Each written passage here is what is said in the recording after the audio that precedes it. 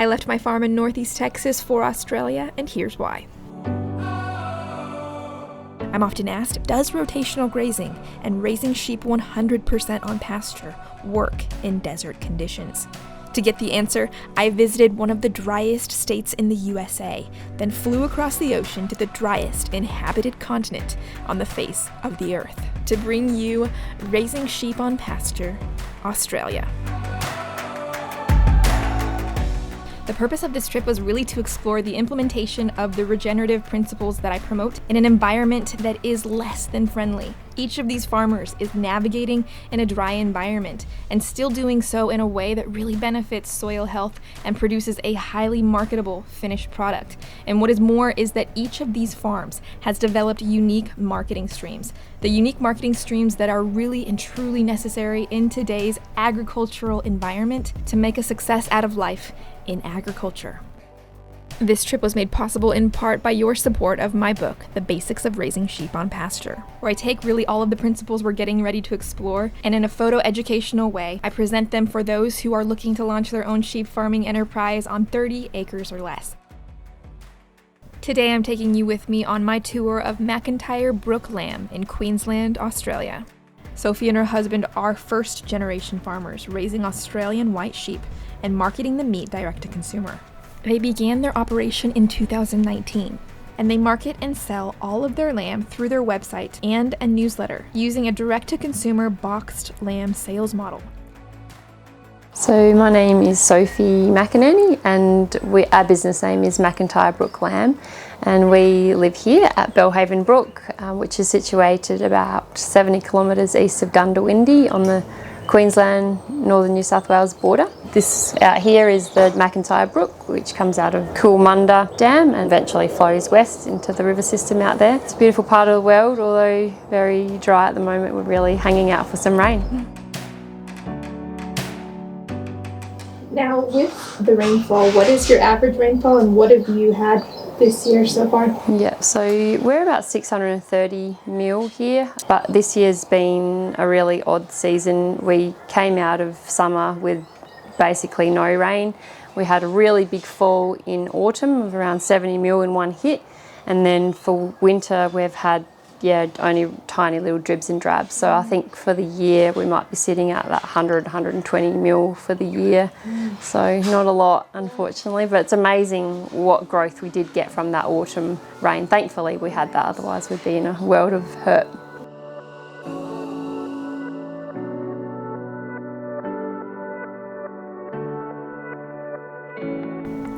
$120 mils converts to just 4.7 inches. And that is rainfall for an entire calendar year. Macintyre Brook lamb farms with a regenerative focus, meaning that one of their primary goals is to put carbon back into the soil.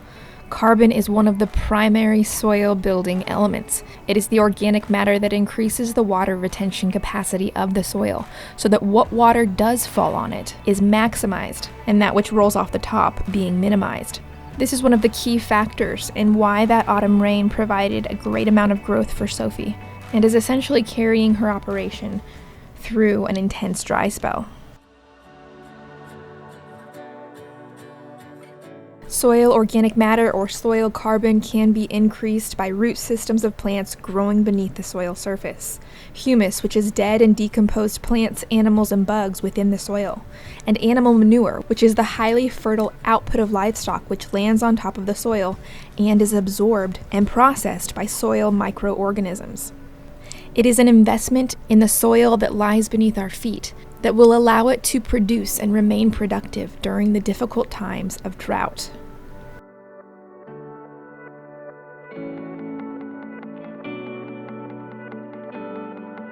So we have around 800 breeding ewes, Australian white predominantly. We started with a Dorper base, but slowly breeding our way into the Aussie white. I think the Aussie whites have done a great job with their marketing, and we're really happy with the results we've had from the lambs. The growth has been amazing, they're tough and they taste incredible.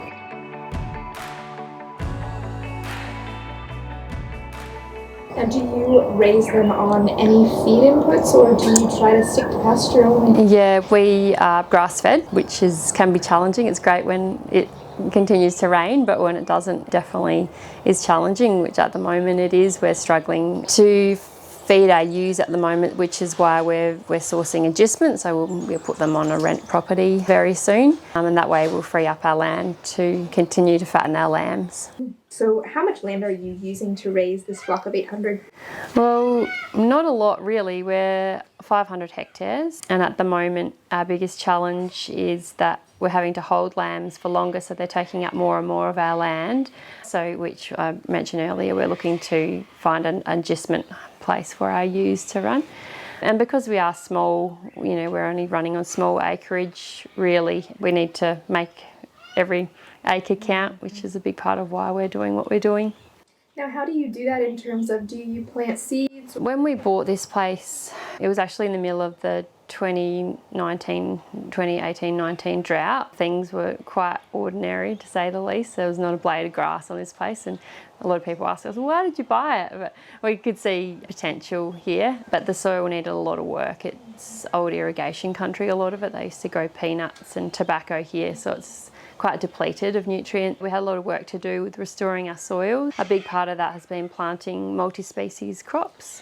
We try and plant winter and summer mixes, around that 12-13 species every time. We've had varied success depending on the rainfall, but we are starting to see benefits of that, especially this year. We didn't need as many inputs to get that crop out of the ground. You could really see the microbial activity was starting to work, and even the bugs, you could visibly see the bugs, out in the crop. Yeah, and then the bird life and whatnot that comes with that. Do you intermix any fertilizer? We plant with chook manure, pelleted. That's what goes down the tube with the seed. And we have been putting on some synthetic fertiliser at this point, just because nitrogen levels are so low. But eventually, as our soils improve naturally, we hope to move away from that altogether. But we've got a lot of inputs, like with calcium. It just takes time and money. Now, with the 13 species, what are those 13? So for this winter mix out here, it was predominantly oats, ryegrass, peas, vetch, some brassicas, turnips, broccolis and cauliflowers. I didn't see a lot of them, but yeah, that's the predominant species that we have. Yeah, the weight gains with our lambs out there were really incredible. I think, they're doing around 500 grams a day, yeah. When you finish, how long does it take from birth to getting that lamb to finish? It depends on the season. These autumn drop lambs, they were finishing in about 5 months, but that was predominantly because of this crop that they were on. But yeah, coming into summer, that will slow down a little bit, their growth rates, and it might be anywhere from 7 to 9 months of age. It just really depends on the season and what kind of forage we can get for them. We're actually hoping to install some irrigation very soon, which will help be able to turn those lambs off quicker and more consistently. That's dynamic. Now, with that, what kind of weight are you looking to finish at? We look to turn them off around 55 to 59 kilo. That's sort of what the butcher thinks has the best fat coverage and fat to muscle ratio. And if we go over 60 kilo live weight, we get penalised at the processor. So yeah, I think that's a really nice balance of 55 to 59 kilo. Excellent. On grass too, that's so good. On grass, yeah.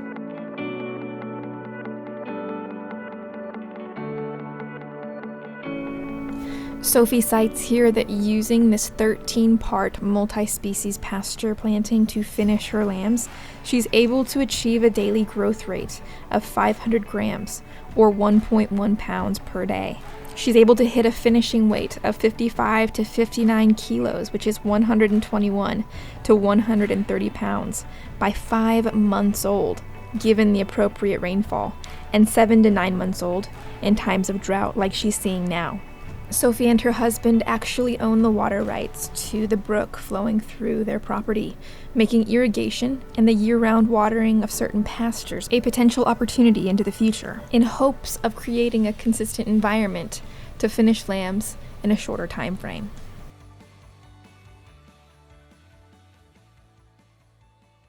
Let's go ahead and touch on the Australian whites. You mentioned starting initially with the Dorper and then going into the Australian white.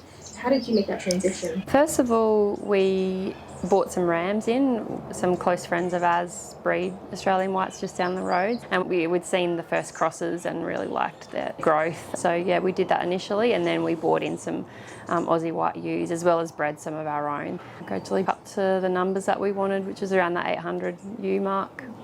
And then what were the qualities you were looking for in the Australian white that you were not seeing in the Dorper? Well, I guess you still get the growth of the Dorper, definitely. With that cross, I think it just accelerated that growth that little bit further. And Aussie whites, with the eating quality, you just get that bit softer meat. They have a lot of intramuscular fat. And taste-wise, I find compared to the Dorper's maybe a little bit fattier compared to the Australian whites, and the Australian whites a little bit subtler flavour.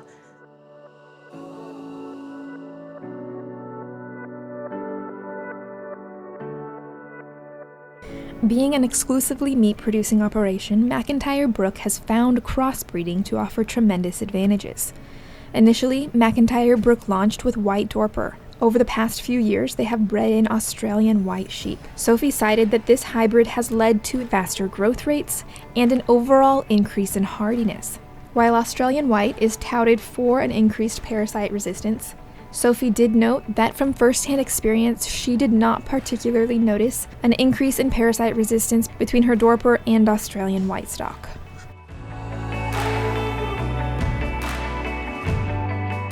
Yeah, I grew up on a sheep place in South Australia in the Flinders Ranges, so I'm not sure if you're familiar with the Flinders Ranges, but very arid country. We were very marginal cropping. We had merino ewes and crossed them with Suffolk rams.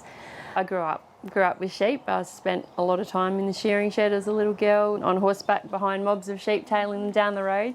So yeah, sheep's definitely something that I, later in life wanted to get back into. So when we moved to Queensland, we had predominantly cattle, but I saw an opportunity there to do a box lamb. There was a lot of people doing box beef, and I felt like there's probably a little bit of a glut in that market, but yeah, there was no one really doing the box lamb thing, so yeah, we tapped into a niche. With the boxed lamb model, Sophie takes orders on her lambs through her website with an ordering cutoff date that precedes her trip to the butcher. Each customer is guaranteed a box full of lamb, either half or a whole, and can choose from a variety of different cuts of meat, whether high-end or daily use cuts. Macintyre Brook lamb is fresh, never frozen, so it goes straight from pasture to processing and is delivered direct to the customer. Sophie's customer base is local, so no shipping takes place at the moment. I think you mentioned it on an Instagram post the other day. You grew up, you would take them to a sale barn, that would be your income. How does the box lamb model differ? Quite dramatically. It's especially paying off right now. I think I just read the Warwick sale report earlier, which is just down the road. That's our local selling depot or market, and lambs this week, I think they average $40 a head. So, which is, pretty sad. I don't think anyone's going to make money out of that. So for us right now, we're really fortunate because we have that continued market. We're actually selling out every month. We're processing 80 lambs a month currently, and we sell out before our order cut-off dates. So it's a great problem to have, but we've got big aspirations to keep growing and keep supplying people with really great quality lamb. Sophie is citing a live weight market price of $40 Australian, which translates to 26 US dollars, presumably on a lamb between 40 and 60 pounds. This is a staggeringly low price for lamb, especially coming off of the extreme highs of 2020 and 2021, where the Australian sheep market was red hot. While no one can give definitive answers on why the decline in the Australian sheep market is so steep and so sudden, drought, a surplus of lamb in cold storage, and the absence of buyers buying replacement stock are the three elephants in the room.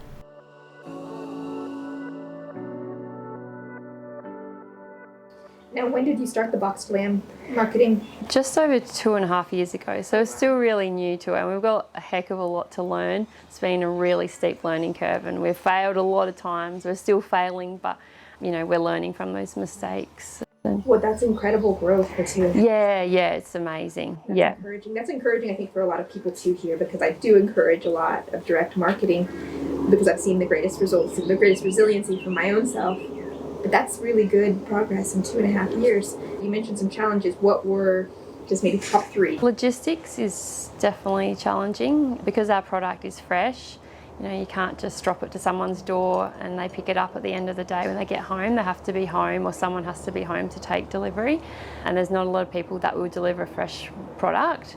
That's probably our number one challenge. Second of all is I'm a farmer, but now I spend most of my time sitting on a computer and, talking to customers, which is great. And I really value speaking to the customers and getting to know them. But it's, I would prefer to be spending a lot more time in the paddock. And as we grow, I hope that I can get back to doing what I love more. But yeah, that's just where we're at the moment. I think that's really encouraging, actually, for people to hear that the marketing is a big part of it. It's a huge part, yeah. I'd say at least 80% of my time now is on the computer inside. Yeah, definitely something to be aware of when you go into this. But there's options to outsource things like that if that's not your forte, for sure. Now, what do you find as far as marketing the most effective for bringing in new customers? I guess ours grew quite organically through family and friends originally, but then so our email list is probably, it's like our golden egg, I suppose. Like, we really treasure that and keep growing that. And so I guess one of the ways we do that is through competitions. Like, we run a monthly competition, a lamb box competition. That's really great. And we've recently just taken on a marketing company to help with some of our ads, our Facebook ads, which has been quite incredible seeing those results. The girl that we deal with has been fabulous. Any content that I put out there, she just makes it go further into the world. So that's how we've grown to where we are really at this point, and just nurturing those customers and being really transparent about our journey, I think, is the biggest thing. People really, they're really looking for that connection and that education piece as well. And I think having a niche has been really important. Like, we're grass-fed, fresh, Australian white lamb, but with a regenerative focus. And I think people really value that, and that we're doing the right thing by our animals and our land. As Sophie mentioned, they are direct-to-consumer, selling 80 lambs per month and delivering fresh, never frozen meat throughout the Sunshine Coast region. The quality of their meat is elevated far above anything you can find on the conventional markets, being raised 100% on pasture, and through the choice of a breed that provides a high-quality eating experience for the end consumer. Sophie cited that monthly she has an order cutoff date. This is in order to enable her to know what needs to go straight to processing and what does not. However, every month she is selling out of her lambs before that cutoff date.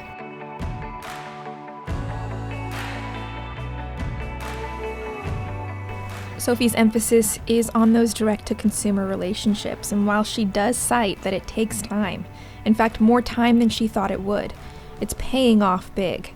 While she thought at the onset she would spend more time being a farmer, 80% of her time is devoted to marketing, building her newsletter list, maintaining her website, sharing through social media, and connecting with the audience that is fueling the growth of Macintyre Brook lamb.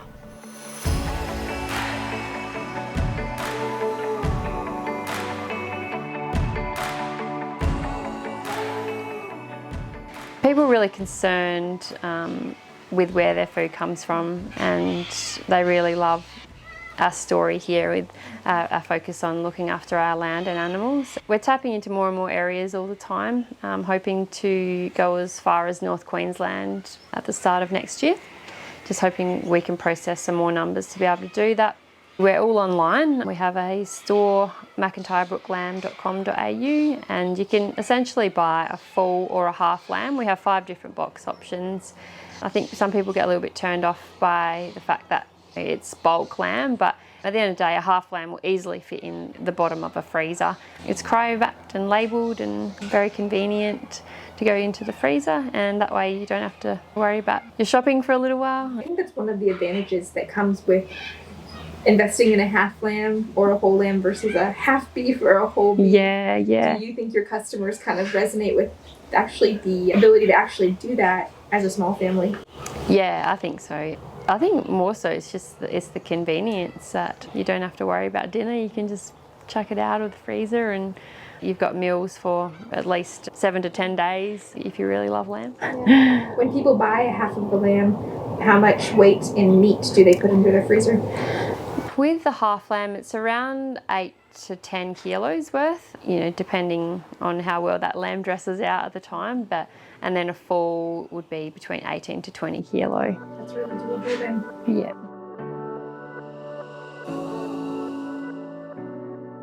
Lamb shares are a much more approachable idea for a small family than something like a beef share. When you're buying a lamb share, you're looking at from 8 to 10 kilos of meat for a half of a share, which is 18 to 22 pounds. Or for a full share, you're looking at 18 to 20 kilos or 40 to 45 pounds. A half of a lamb will easily fit into a standard freezer. This is much more approachable than purchasing a half of a beef, where oftentimes you have to commit to 150 to 200 pounds of meat and invest in a chest freezer or some method of storage for the larger quantity. With a lamb share, you can put it straight into the freezer you already own. Not to mention the financial commitment to a half lamb share is more approachable than a half beef share, with a half lamb costing just a couple of $100 versus upwards of $1,000 for a half of a beef.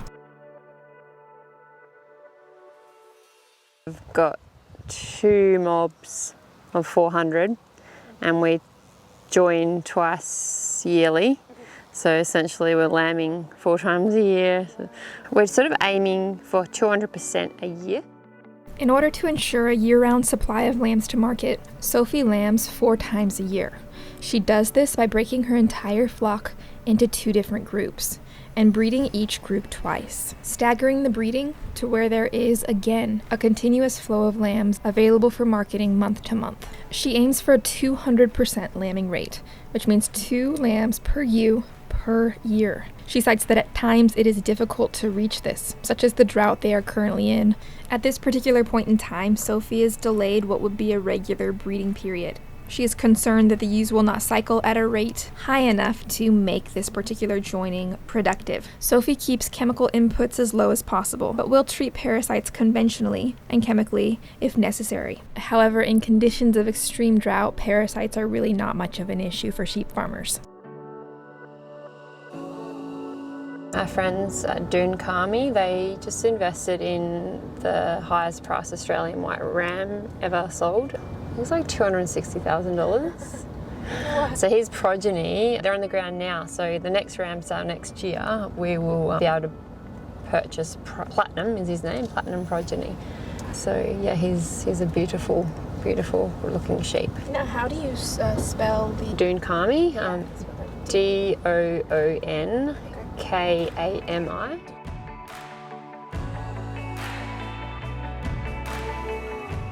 As Sophie took us on a drive to tour Macintyre Brook lamb, we discussed the transition from wool breeds to hair breeds for meat production.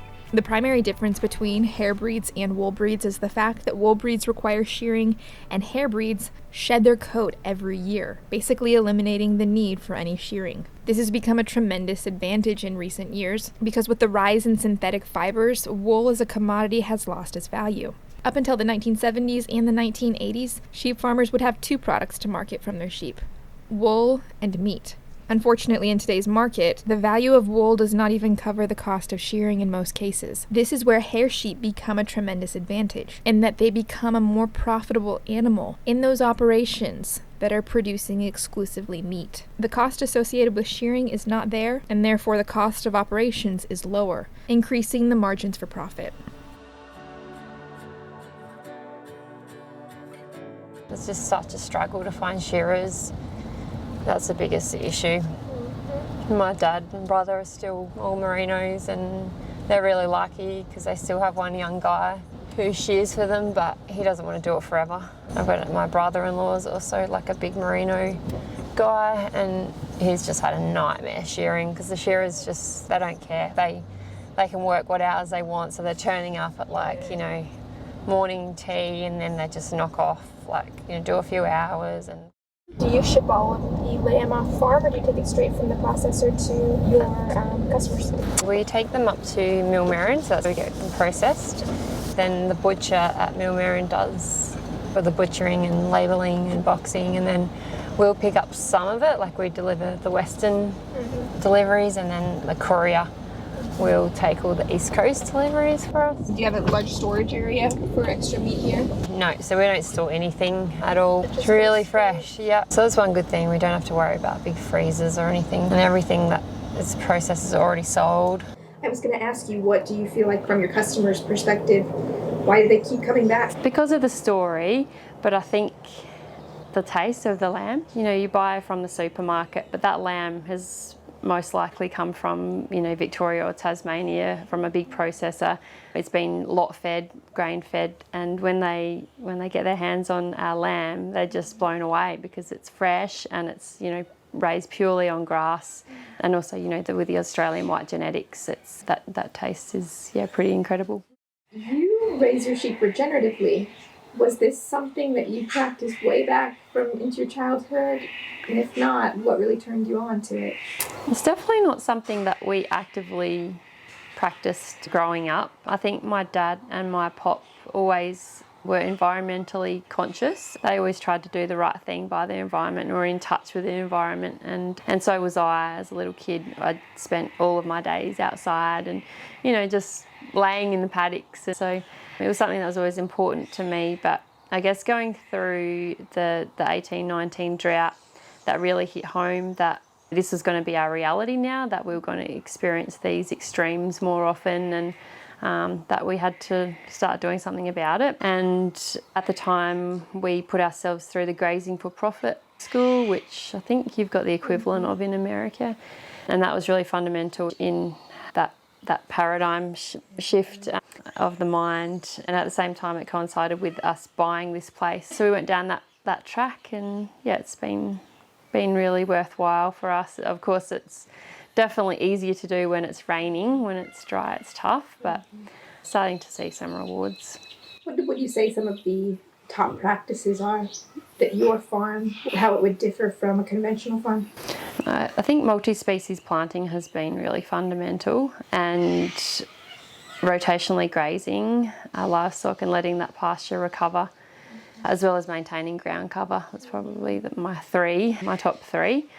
You know, we're first generation farmers, so we carry a lot of debt, if I'm being perfectly honest. So finding that balance between productivity but while also looking after your country can be difficult sometimes. I think that's a struggle that more people confront than would like to see. Yes, I think it's so true. And you know, a lot of people in this area are generational farmers, and you know, while I'm not having a go at them, it's a lot easier to do when you don't carry debt and can afford to, you know, put a paddock out just to practice regenerative practices and not worry about that income off that paddock for a year, whereas, you know, we have to make every single hectare count here.